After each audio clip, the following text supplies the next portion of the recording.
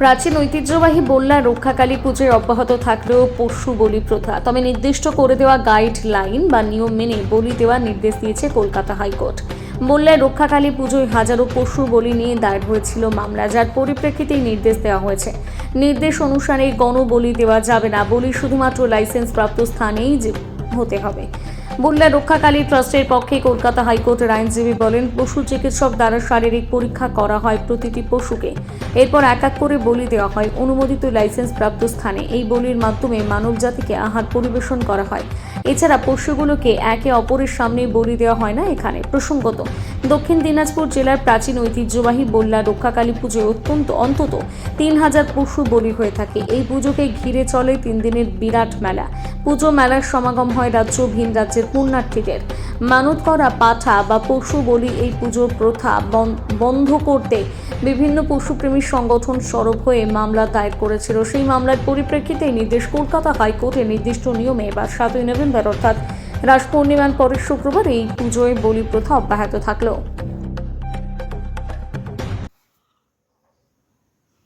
হ্যাঁ, আজকে এক স্বেচ্ছাসেবী সংস্থা ওনারা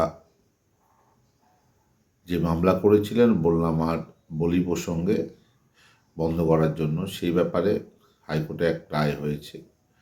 সেই রায়ে অনারেবল চিফ জাস্টিস সুজয় পাল এবং পার্থ সেন জাস্টিস ওনার বেঞ্চে দীর্ঘ শুনানির পরে ওনাদের বক্তব্য ছিল যে বলি বন্ধ হয়ে যাক, দীর্ঘ ৩০০-৪০০ বছরের যে ট্র্যাডিশন সেটা যাতে বন্ধ হয়ে যায়, সেই জন্য ওনারা আর্গুমেন্ট করেছিলেন।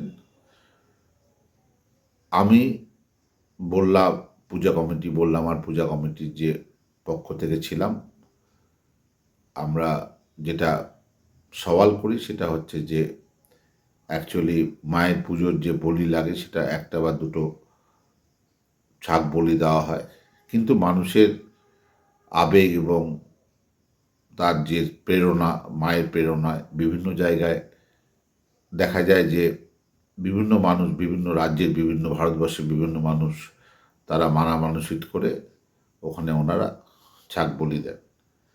তো এই ক্ষেত্রে ব্যক্তিগত ইন্ডিভিজুয়াল তাদের উইশ থাকে, বিভিন্ন রকম তাদের প্রেক্ষাপট থাকে, ঘটনা থাকে, সামাজিক ঘটনা থাকে, তার পরিপ্রেক্ষিতে ওনারা বলি দেন। সেক্ষেত্রে আমাদের বক্তব্য ছিল যে আইন অনুযায়ী আমরা এটা বাধা দিতে পারি না, যেহেতু ফান্ডামেন্টাল রাইট এখানে, right two eating, right to life, যে সারভাইভ করার ব্যাপার আছে একটা মানুষের প্রোটিনের জন্য বা অন্য কারো জন্য।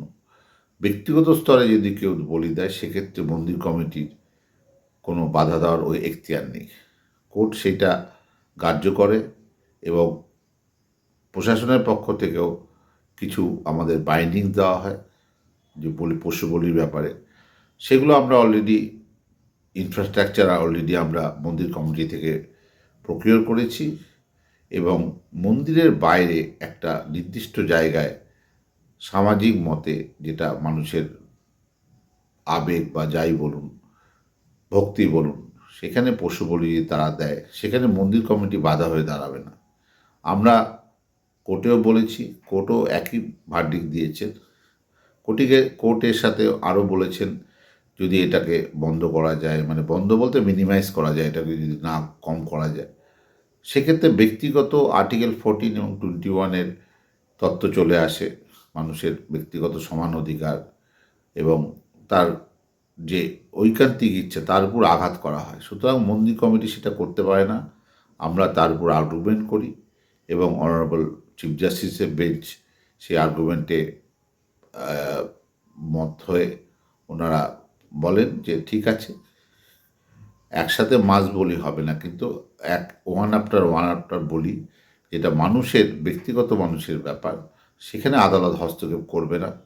সুতরাং বলি এখানে যে মানুষের যেটা ভাবাবেগ ছিল সেই ব্যাপারে বলি হবে, কিন্তু রেস্ট্রিকশানের মধ্যে দিয়ে যেগুলো আমাদের আইনের যেগুলো ভেদাভেদ আছে সেগুলো হবে। সুতরাং এই যে রায় আমরা সবাই মাথা পেতে নিচ্ছি এবং এই রায় আমরা মেনটেন করব। আমি সবাইকেই, ভক্তদেরও বলছি যে আপনারা সুষ্ঠুভাবে সামাজিক যেভাবে আমরা করি ঠিক সুষ্ঠুভাবে মন্দির কমিটির সকলকে সহযোগিতা করে আপনারা আপনাদের পুজো এবং অন্যান্য কার্য যেগুলো সম্পাদন করবেন। নমস্কার, কল্যাণ কমল চক্রবর্তী, অ্যাডভোকেট, হাইকোর্ট।